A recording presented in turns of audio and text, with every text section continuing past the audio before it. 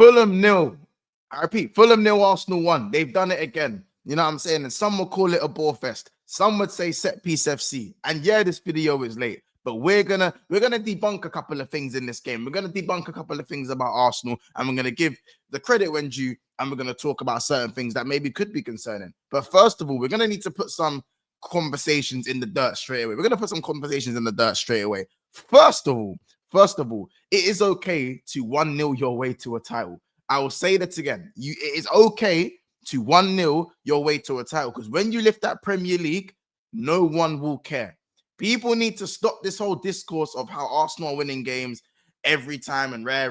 And we're going to definitely talk about this. But before we get into it, before we have these conversations about what's going on and how Arsenal just won their game, and big up to them, you have to give credit when it's due, even though I would have preferred for them to drop points. Make sure you smash that like button below. Of course, make sure you subscribe to the channel as well if you're new. This is the less biased and agenda-driven side of the channel. Obviously, the lives are where the debates happen. You know, these videos here is where we give credit when due. And obviously, we talk football, regardless of what team you support. You know what I'm saying? Obviously, one's wearing the Dragon Ball Z jersey today, how I'm saying. But listen, like and subscribe if you're new and you like this type of content. But let's get straight into it. Let's just get straight into it. Fulham nil, Arsenal 1. And this game, a lot of people, a lot of rivals are fuming that Arsenal won from a set piece and they weren't that creative today. And rare. And it's not sustainable, or it's this, or it's that. Now, let me tell you, let me just debunk one thing before we get into any of the stats and stuff like this. At the end of the day, Mourinho won a lot of games 1-0. You know, Mourinho's style was named boring Mourinho. Now, I'm not saying Mourinho is Arteta, but Arteta is quite kind of adopting this style where their defense is so good. They built from the back, and now the attack is just kind of on a sort of handbrake that we like to speak of. And Arsenal are scoring a lot of goals from set pieces. However, set pieces are not illegal. Set pieces are part of the game. Would I like Liverpool to be as good at set pieces as Arsenal are? 100%. Like, people are going on like there has to be some God-given way of how you're supposed to win, and you're supposed to entertain the masses to get what you need to get and to be given the flowers you need to be given. At the end of the day, if you're an Arsenal fan, I expect you guys to gloat about wins like this now, because you know how annoyed the rivals and the masses are going to get. There is nothing, when your defense is as good as this, and we're going to get into the numbers of how good their defense actually is. When your defense is as good as this, and back-to-back games, no shots on target faced, by the way. I'm pretty sure it's 11 games played, 8 clean sheets. I'm going to double check that as well.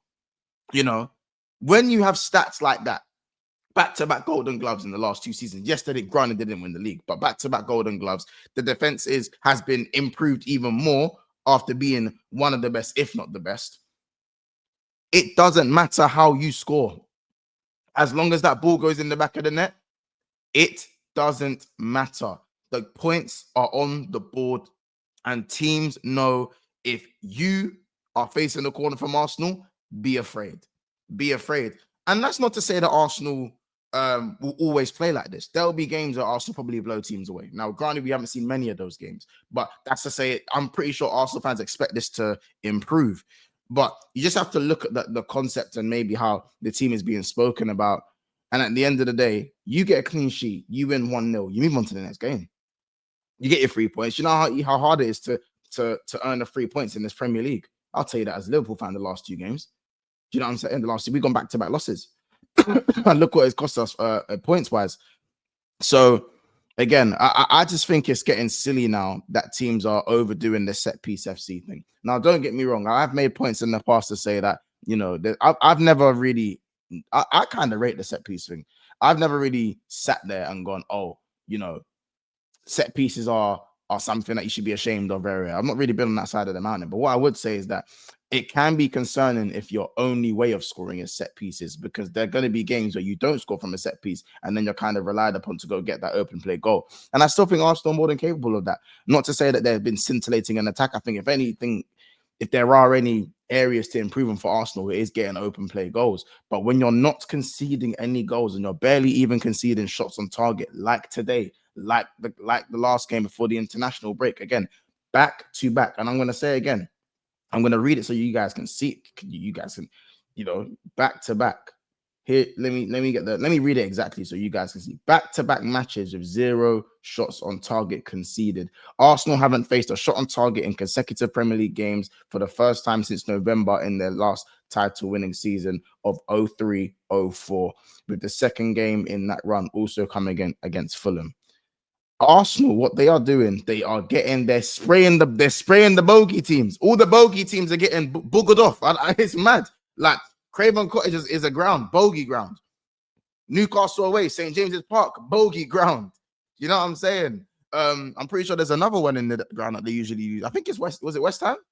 I don't know if it was. It probably is West Ham. All the grounds that they usually draw and drop points. The banana skins aren't banana in right now. So if it means Arsenal have to win the games ugly, win the games ugly, bro. They don't win these games. Arsenal aren't known to win these games. So the discourse is just it's agenda driven, or it's just hate at this point. You know what I'm saying? Now, I'm not sitting there and saying Arsenal are the best team to watch. I'm not saying they're the most entertaining. They play the most fluid football. They're the best team in the world. That's not what I'm saying. But they've just won 1-0 and they've remained top of the Premier League. I don't think much else needs to be spoken about in terms of how I think they should be playing. Do you know what I'm saying? In the first half, we actually go into the game, which I'm going to go into now. The first half wasn't very good. It wasn't very good. But Arsenal can afford to not be very good. I guess sometimes, when you come back from international break, I think Liverpool might be like this as well. Chelsea were a little bit like that in their game, which I'll drop another video on as well. I don't think a lot of the teams scored in the first half. You're kind of getting back into the game, into the role of things. And that's what the second half was for, it was to go and get that win. But Arsenal have conceded 1 goal from open play in 11 games this season with 8 clean sheets, I believe. I believe it's 8 clean sheets. Do you know what I'm saying? Like, they've conceded 3 goals all season. All season. 3 goals. 3 goals. It's game week 8. 3 goals. Now, people talk about the 15-goal record, the Chelsea 15 goals conceded. Is it mad to say that? Is it mad to say that it's possible if the defense carries on like this? Now, could you ask our teams having a proper go at Arsenal? Who knows? You know what I'm saying? Who knows? But that defense is rock solid. You do have to give credit to the manager, the way they're set up. You do have to give credit to the midfield. You do have to give credit to what Arteta's got going on. And you also have to give credit to a certain Bukayo Saka, who was my man of the match today.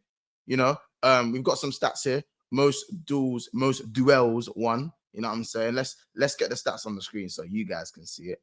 But most duels won, which was, I believe, 14. And Saka's probably getting stuck in. He was probably getting stuck in today. No GA, but most duels won, 14. Most touches in the opponent's box, 13. Let me make sure this is even bigger for you guys to see. There we go. Right, yeah, there we go. Most touches, most possessions won, 10. Most chances created, 6. Most tackles completed, 6. Most fouls won, 5. Most tackles, 2. Man of the match. Like, generally speaking, I personally feel like Bukayo Saka is slowly working his way back to where he needs to be, because he's had a slow off and on kind of year. The injuries have been really, really the injuries have really hampered him. I think he's had to take his time after playing so many minutes for so long under Arteta. And I feel like now's the time where you can kind of allow him to flourish without kind of being under so much pressure, because there are quality from other areas for Arsenal now. Even though you say maybe it's not showing from open play, these are the qualities you can show. And obviously you've got now Gabriel as well, who's now got 20 goals. He's also got 20 goal involvements since 2021, since his debut. He's the only defender to actually do that, providing obviously the flick on from the set piece. And granted, are there improvements that Arsenal going to want to have? Yes, but you have to get the job done. I'm not here to be the entertainment police today. I'm not here to be the entertainment police. If I could 1-0 my way through every game and win the title, I would. Now, that's not me saying Arsenal are going to win the title. It's game week 8. But what I'm saying is that I think they can't keep doing this energy. They can keep doing this, because if your defense is consistently good, then it is something that is more sustainable than kind of what other teams have been doing, or even what Liverpool were doing in terms of, winning last minute. Winning games last minute is not sustainable. But having a good defense and winning from a set piece is more. I'm not saying that either of them are sustainable, but it's more sustainable, because rather than losing a game, you're likely to maybe draw the game at worst. At worst case scenario, you draw the game. you know. And when you go 1-0 up, teams are already thinking, how are we going to score? It's that fear factor that people are building in terms of how we're going to get past this Arsenal's defense. That's what that's just what it is. You know what I'm saying? I think if you look at Zubimendi and Timber, two players for me that really impressed me. I think it was very flat in the first half, and Arsenal moving very much sideways rather than forwards. But Zubimendi is a joy to watch. Timber is so consistent, and of course Gabriel doing Gabriel things. And Saliba probably won't get spoken about today, but he was very good as well. But there might not have been loads of dazzling performances today. I've named about 3 or 4, but for Arsenal, a floor performance. This is one of their floor performance in the sense that this is one of their not so much creative games. Gyökeres, people are going to have conversations about Gyökeres, but they still won 1-0 and didn't concede a goal. So their floor is looking a lot better than what it's ever been for a while against in bogey grounds that they don't tend to pick up points from or drop points from. This is the focus, I think, where people need to look at, not the entertainment value.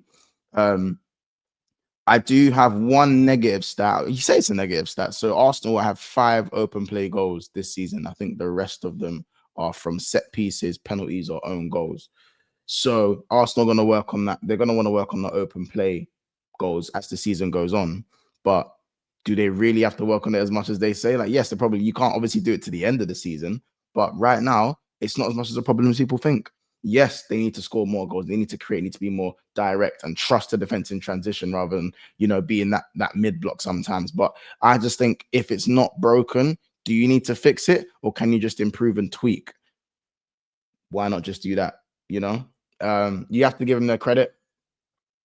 There's not too much to speak about in the game in terms of entertainment value, as I said, but the job was done and people are hating, I think, a lot. I think if you're winning your games like this and everyone's going up in arms, they're doing something right, man. I hate to say it, they're doing something right. They're doing something right. And Saka's only going to get better, I think. The defense is only going to get better, in my opinion. And it's going to take a real force to stop Arsenal this season, which could be Man City and Liverpool. I think it's still going to be a 3-horse race at this moment in time. Liverpool start to play Man United tomorrow. 1 point gap. Anything can happen. But as it stands, I'll take a scrappy 1-0 against Man United tomorrow. Do you see what I'm saying? Not scrappy 1-0, but I'll take a 1-0, boring performance 1-0. Nothing to scream home about. Do you know what I'm saying? Get the points on the board. But listen, guys, you made it this far, and obviously you're enjoying the content. Let me know. Make sure you let me know who your man of the match was. Probably going to be Saka, maybe a Gabriel as well. Yeah, maybe even a Timber. Really like Zubimendi's performance too. But like and subscribe. You know what I'm saying? Like the video. It's the thumbs up button below. Make sure you subscribe into the channel and drop a comment below, man. Let's have the conversation on why everyone has this outlook of how Arsenal are playing. I know why, but you know, is it overplayed? I think it's overplayed by a lot of the masses. You know, I think we'd all love our team to be as good as set pieces, and it's a very good weapon to use in the games that you're struggling to break down the defense. I think it's just as simple as that. But listen, guys, it's another episode of Big Six Bants. Fulham 0, Arsenal 1. They remain top of the league. Job done for them. Let's see if we can do that ourselves against Manchester United tomorrow.